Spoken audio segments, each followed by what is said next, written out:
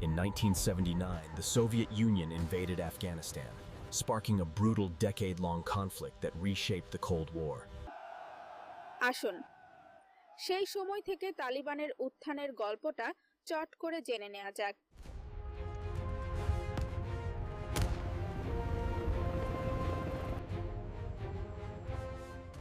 সুপ্রিয় দর্শক শ্রোতা, আশা করি আপনারা যে যেখানে আছেন ভালো আছেন, সুস্থ আছেন এবং বাংলাদেশে নিরাপদে থাকার চেষ্টা করছেন। ওডিসিয়াস কহেন এর আজকের পর্বে আপনাদেরকে স্বাগত জানাই। আমি ওডিসিয়াস। আজ আমরা এমন এক ভূখণ্ডের গল্প বলবো যাকে ইতিহাসবিদরা ডাকেন সাম্রাজ্যের কবরস্থান। কিন্তু এই গালভরা নামের আড়ালে ঢাকা পড়ে যায় কয়েক প্রজন্মের দীর্ঘশ্বাস। আজ আমরা কথা বলবো 1979 থেকে 1996 সাল পর্যন্ত আফগানিস্তানের সেই রক্তঝরা 17 বছর নিয়ে, যেখানে সোভিয়েত ইউনিয়নের মতো তৎকালীন এক বিশ্ব মহাশক্তির পতন হয়েছিল আর জন্ম নিয়েছিল এক কট্টরপন্থী, উগ্র, ধর্মান্ধ একটি শক্তি। আমাকে অনেকে জিজ্ঞাসা করেন, সোভিয়েত ইউনিয়ন কেন আফগানিস্তানে ঢুকেছিল? উত্তরটা আসলে বলা যেতে পারে ক্ষমতার দম্ভ, একই সাথে ক্ষমতা হারাবার ভয় বা ক্ষমতা সংকীর্ণ হয়ে যাবার ভয়। 1979 সালের বড়দিনে হাড় কাঁপানো শীতে সোভিয়েত রেড ফোর্স বা যাদেরকে আমরা বাংলায় লাল ফৌজও বলি, তারা সীমান্ত পার হয়ে আফগানিস্তানে ঢোকে। তাদের উদ্দেশ্যটা কি ছিল? সেই সময়ে আফগানিস্তানে যে কমিউনিস্ট অনুগত সরকার ছিল, যাদের আসলে তারা চাচ্ছিল রাষ্ট্রটাকে, দেশটাকে উন্নত আধুনিক করে একটা রাষ্ট্র হিসেবে গড়ে তোলার, সোভিয়েত ইউনিয়নের সাহায্য নিয়ে, যার ফলে তারা রাজনৈতিকভাবে তাদের পরিচয় ছিল কমিউনিস্ট। তো আফগানিস্তানের সাধারণ মানুষদের মধ্যে যাদের খুব একটা গ্রহণযোগ্যতা ছিল না, তো সেই সরকারটিকে টিকিয়ে রাখার জন্যই সোভিয়েত আফগানিস্তান আক্রমণ করে। কিন্তু সোভিয়েতরা যা ভেবেছিল হলো তার উল্টোটা। শহরগুলোতে তাদের, মানে বড় শহর কাবুল এবং অন্যান্য শহরগুলোতে তাদের দখল কায়েম করতে পারলেও, সোভিয়েত সৈন্যদের কথা বলছি আমরা, তারা বড় শহরগুলোকে তাদের দখলে আনতে পারলেও গ্রাম বা রিমোট অঞ্চলগুলোতে তারা একেবারেই কোনো নিয়ন্ত্রণ নিতে পারল না। বরং এই সব অঞ্চলে, মানে শহরের বাইরে, শহুরে নন এরকম আফগানরা, আফগান যাদেরকে বলতে পারি, সাধারণ আফগান, তারা সবাই এটাকে একটা ধর্মযুদ্ধ হিসেবে দেখলো এবং এই সোভিয়েত সেনাবাহিনীর বিরুদ্ধে যুদ্ধে যোগ দিতে লাগলো। তৈরি হলো মুজাহিদিন, আফগান মুজাহিদিন বলেই যারা বেশি পরিচিত ছিল। এই আফগান মুজাহিদিনদের একটা বিশাল সৈন্যবাহিনী তৈরি হলো, বিভিন্ন, বলতে গেলে গোটা দেশ জুড়েই। তারা এটাকে জিহাদ হিসেবে নিল। আর এদেরকে পর্দার পেছনে এদেরকে আমেরিকা, পাকিস্তান, মিডল ইস্টের দেশগুলো এরা বিলিয়ন বিলিয়ন ডলার দিয়ে সাহায্য করতে থাকলো, অস্ত্রশস্ত্র টেকনোলজি দিয়েও সাহায্য করতে থাকলো, যার ফলে সোভিয়েতদের জন্য এই যুদ্ধটা একটা কঠিন যুদ্ধে পরিণত হলো। তার উপরে আফগানিস্তানের যে ভৌগোলিক অবস্থান, যেসব রুক্ষ মরুভূমি, পর্বতময় অঞ্চল, এগুলোতে আসলে আমরা এখন জানি যে আমেরিকান আর্মিও সেখানে বা ন্যাটোর আর্মিও সেখানে কোনো খুব একটা এঁটে উঠতে পারেনি আফগানদের বিরুদ্ধে।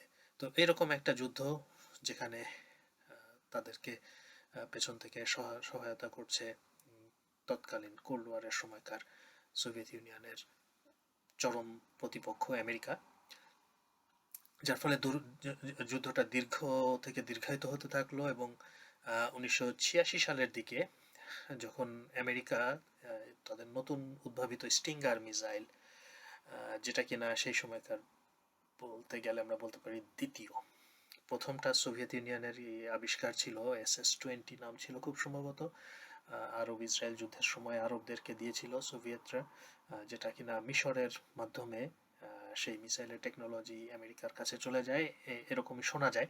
তো যেটা কিনা এই যে আপনার হিট সিকিং মিসাইল বলি আমরা যেটাকে, বা টার্গেটকে ফলো করে করে একটা বিমানকে লক্ষ্য করে আপনি মিসাইলটা মারবেন, সেটা বিমানকে ফলো করতে থাকবে। এমন না যে ঠিক টার্গেট করে মারলো আর টার্গেট সরে গেল আর এমনি মিসাইল মিস হয়ে গেল, তা না। তো এই টেকনোলজিটা সোভিয়েতদের আবিষ্কার ছিল, কিন্তু ওই মিসাইলগুলো অনেক বড় আকারের ছিল, লঞ্চিং প্যাড এটা সেটা অনেক কিছুর উপর থেকে বড় ট্রাক বা কোনো স্ট্যাটিক লঞ্চিং প্যাডের উপর থেকে তাদেরকে লঞ্চ করতে হতো। একটু একটু আদিম টাইপের টেকনোলজি ছিল, সেটাকে উন্নত করে আমেরিকানরা স্টিঙ্গার বানিয়ে ফেললো, যেটা কিনা আপনি একদম একজন মানুষ ঘাড়ের উপরে, আমরা যে রকেট লঞ্চারের ছবি যেগুলো দেখি বিভিন্ন ছবিতে, বা রকেট প্রপেলড গ্রেনেড যেটা আরপিজি যে ছবি দেখি, ঠিক ওই রকমই একদম ঘাড়ের উপরে ছোট্ট একটা মিসাইল একজন মানুষ ঘাট থেকেই চট করে মেরে দিতে পারে। সো গেরিলা ওয়ারফেয়ারের জন্য খুবই ভালো। মানে গুহার ভেতর থেকে, পাহাড়ের গুহার ভেতর থেকে বের হয়ে সোভিয়েত হেলিকপ্টার কিংবা বিমান লক্ষ্য করে একটা মিসাইল মেরে দিয়ে সে আবার গুহার ভেতরে চট করে ঢুকে পড়তে পারছে নিরাপদ আশ্রয়, এরকম ছিল। তো সেই 86 সালে যখন এই স্টিঙ্গার মিসাইলটা আফগান মুজাহিদিনদের হাতে আসলো, তখনই যুদ্ধের মোড়টা প্রকৃতপক্ষে ঘুরে যায়। সোভিয়েত যে তাদের যে আফগানিস্তানের আকাশে যে সোভিয়েতদের একক কর্তৃত্ব ছিল, সেটা তখন একেবারেই ধসে পড়ে। তাদের হেলিকপ্টার বিমান এগুলো বলতে গেলে অকার্যকর হয়ে যায়।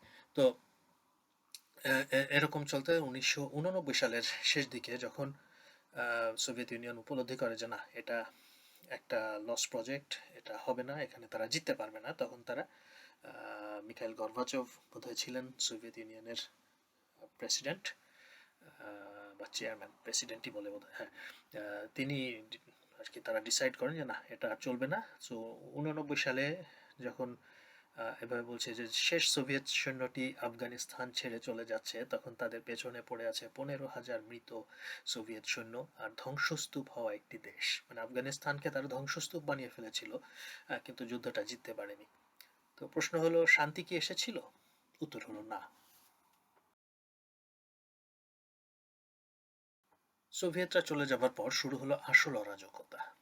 92 থেকে 94 এই সময়টা ছিল আফগানদের জন্য সবচেয়ে কষ্টের। কেন? কারণ মুজাহিদিন দলগুলো নিজেদের মধ্যে কামড়াকামড়ি শুরু করলো।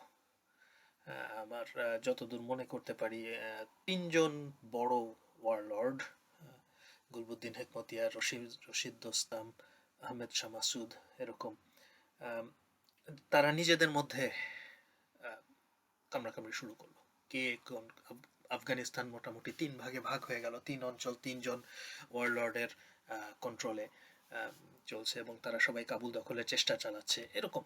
এবং 2 জন তো কাবুলের কাছাকাছি পৌঁছে যায়, 2 জন 2 দিক থেকে কাবুলের দখলের জন্য ঢোকে, এবং নির্বিচারে তারা তাদের রকেট হামলা চালাতে থাকে কাবুলের জনবসতিপূর্ণ এলাকাগুলোতে। হাজার হাজার মানুষ মারা যায়, হাজার হাজার মানুষ তাদের এই আক্রমণে, গৃহযুদ্ধের এই আক্রমণে মারা যায়। ঠিক এই চরম নৈরাজ্যের মধ্যেই কান্দাহার থেকে একদল তরুণের উত্থান ঘটে। একদল তরুণ যোদ্ধা, মিলিট্যান্ট ইয়াং পিপল, তারা নিজেদের পরিচয় দেয় তালিবান হিসেবে। আমরা জানি তালিবান শব্দটার অর্থ হলো ছাত্র, আসলে তারা ছাত্র ছিল। তো এখানে একটা মজার তথ্য দিয়ে রাখি, অনেকেই মনে করেন তালিবানরা সোভিয়েতদের বিরুদ্ধে লড়েছে, আসলে কিন্তু তা নয়। তালিবানদের জন্মই হয়েছে 94 সালে, সোভিয়েতরা আফগানিস্তান ছেড়ে যাবার 5 বছর পরে। তো গৃহযুদ্ধের এই অরাজকতা থেকে মানুষকে শান্তি আর নিরাপত্তার স্বপ্ন দেখায় তারা, এবং মানুষও অতিষ্ঠ হয়ে গিয়েছিল এই যে 3 বাহিনীর বা আরো ছোট বড় বিভিন্ন গ্রুপের মধ্যে যে পারস্পরিক যে যুদ্ধ, মারামারি কোনাকুনি, এতে আফগানিস্তানের সাধারণ মানুষেরা অতিষ্ঠ হয়ে গিয়েছিল। তো যখন এই তালিবানরা এসে এটা বলল যে না, আমরা সব করে পুরো দেশটাকে আমাদের নিয়ন্ত্রণে নিয়ে এসে দেশের রাষ্ট্রের শান্তি এবং শান্তি স্থাপন করব, জনগণের নিরাপত্তা দেব, এরকম কথা যখন বলল, তখন খুব দ্রুত তাদের পপুলারিটি বাড়তে লাগলো। খুবই দ্রুত তাদের পপুলারিটি বাড়লো, মানুষজন দলে দলে তাদের সাথে যোগ দিতে লাগলো। ইভেন এই যে যেসব গ্রুপ, বিভিন্ন গ্রুপ যারা যুদ্ধ করছিল গৃহযুদ্ধে, এইসব সৈনিকেরাও তাদের সাথে যুক্ত হতে লাগলো। মানুষ তখন এতটাই ত্যক্ত বিরক্ত ছিল যে তারা তালিবানের কট্টর শাসনকেই মুক্তির পথ হিসেবে বেছে নিল। যদিও আমি নিশ্চিত নই যে তারা তালেবান শাসন কেমন হবে সেটা আন্দাজ করতে পেরেছিল কি না। তো যাই হোক, এই তালিবানরা আরেকটু বলে রাখি, এই যে সোভিয়েত আমলের সময়কার যে যুদ্ধ, এই সময় আফগানিস্তান থেকে যারা বাস্তুচ্যুত হয়ে পাকিস্তানে আশ্রয় নিয়েছিল শরণার্থী শিবিরে, এই তালিবানদের কিন্তু আসলে জন্ম এইসব শরণার্থী শিবিরগুলোতেই। সেখানেই তারা মাদ্রাসাগুলোতে পড়াশোনা করেছে, এই শরণার্থী শিবিরগুলোতে মাদ্রাসা খোলা হয়েছে, সেগুলো ফান্ড এসেছে আমেরিকা থেকে, ফান্ড দেখভালের দায়িত্ব ছিল পাকিস্তানের। তার মানে পাকিস্তান আর্মির হাতেই তারা ট্রেন্ড। এবং তারপরে যখন এরকম গৃহযুদ্ধের অবস্থা, তখন দেশটার কন্ট্রোল নেবার জন্য এই তালেবানদেরকে পাঠানো হয়, বা তালেবানরাই যান গিয়ে আফগানিস্তানের দখল নেন। এবার আসি আমরা গল্পের সবচেয়ে tragic character, doctor Mohammad Najibullah. তিনি ছিলেন সোভিয়েত পন্থী শেষ প্রেসিডেন্ট, আফগানিস্তানের শেষ প্রেসিডেন্ট, যিনি সোভিয়েত পন্থী ছিল। 92 সালে যখন মুজাহিদিনরা, খেয়াল রাখবেন 92 সালে, যে বললাম দুই গ্রুপ কাবুল দখল করার জন্য বোমা বর্ষণ করতে থাকে, ওই সময়ে তিনি ক্ষমতা ত্যাগ করেন এবং পালিয়ে যেতে চান। তিনি চেয়েছিলেন আফগানিস্তান ছেড়ে পালিয়ে ভারতে যেতে বা অন্য কোথাও, কারণ অলরেডি তার পরিবার, স্ত্রী এবং কন্যা সন্তান, তারা ভারতে নিরাপদ আশ্রয়ে চলে গেছেন।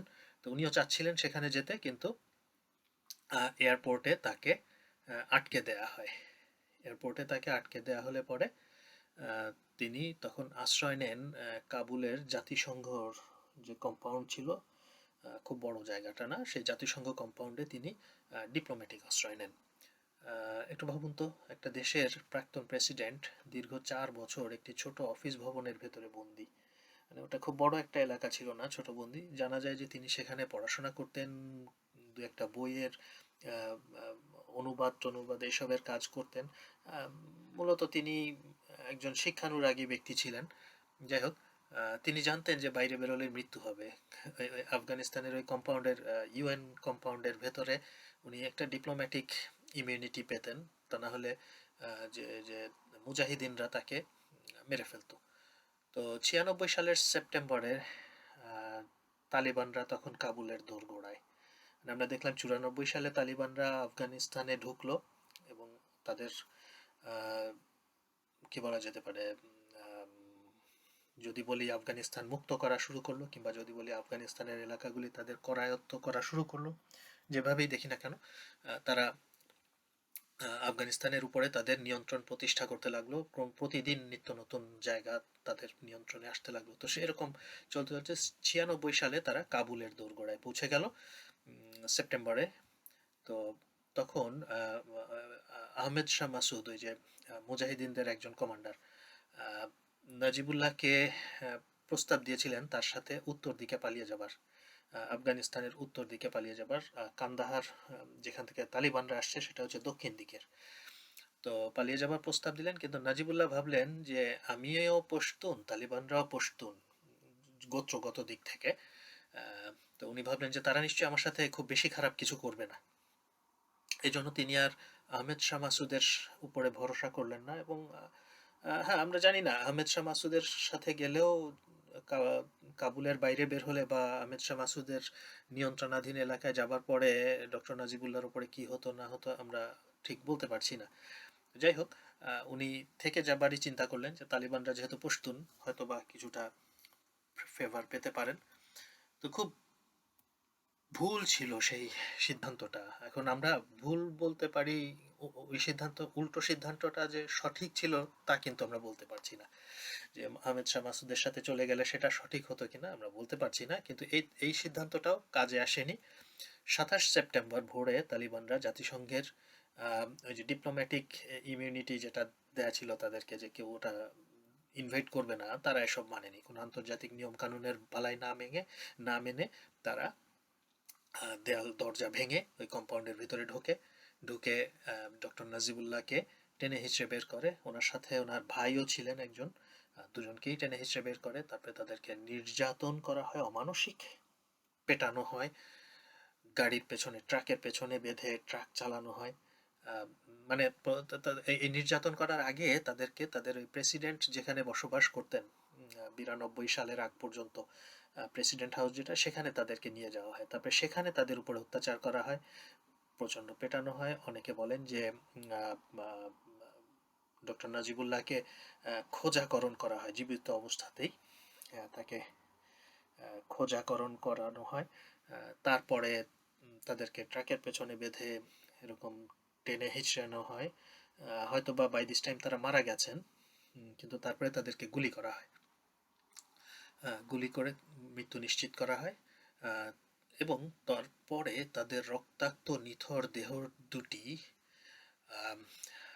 পাবলিক স্কোয়ারে ট্রাফিক সিগন্যালের খুঁটিতে ঝুলিয়ে রাখা হয় এবং ডক্টর নাজিবুল্লাহর মুখে সিগারেট গুজে দেওয়া হয়, পকেটে বান্ডিল ভরা টাকা রেখে দেওয়া হয়, যেটা দেখে মানে একটা সিম্বল যে একজন দুর্নীতিবাজ, একজন শাসক যিনি কিনা পশ্চিমের পাপেট, বা পশ্চিম তো না, সোভিয়েতদের পাপেট, উত্তরের পাপেট বলতে পারি, কারণ আফগানিস্তান থেকে উত্তর দিকে সোভিয়েত ইউনিয়ন ছিল।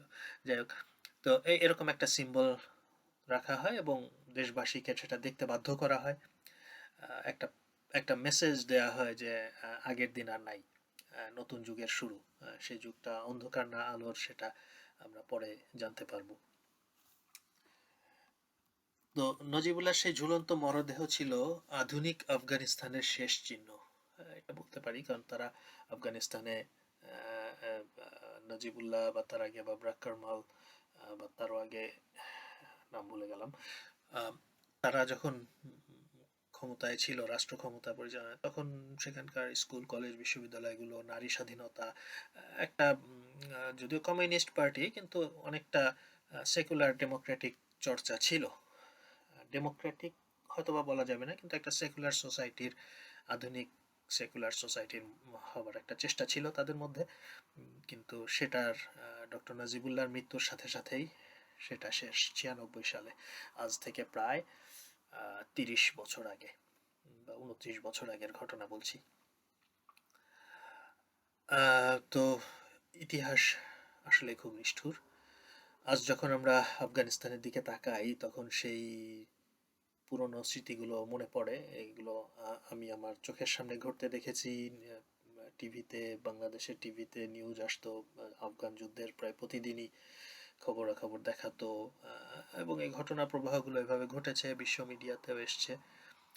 তো এ পর্যন্ত এই হলো তালেবানদের উত্থান। এর পরবর্তীতে আমরা দেখব কিভাবে মার্কিন নেটো বাহিনী তালেবানকে আবার উৎখাতের জন্য, মানে নিজের হাতে তৈরি করা সেই তালেবানকে আবার উৎখাত করার জন্য আক্রমণ করে, এবং আরও অন্যান্য ইতিহাস, আমরা সেগুলো না হয় পরে অন্য কোনো পডকাস্টে আপনাদের সামনে নিয়ে আসব। তো আজকের গল্প এখানেই শেষ করছি। কেমন লাগলো এই ঐতিহাসিক গল্পটি জানাতে ভুলবেন না। আর যারা এখনও আমার এই চ্যানেলটিকে সাবস্ক্রাইব করেননি, তারা একটু কষ্ট করে সাবস্ক্রাইব বাটনটা চাপ দিন। তারপরে আমার এই ভিডিওগুলোকে লাইক, শেয়ার করতে লাগুন, অন্যদের কাছে ছড়িয়ে দিতে থাকুন। আরও নতুন নতুন ইতিহাস নিয়ে আপনাদের সামনে আসবার আশা রাখি। সে পর্যন্ত ভালো থাকুন, সুস্থ থাকুন এবং বাংলাদেশে নিরাপদে থাকার চেষ্টা করুন।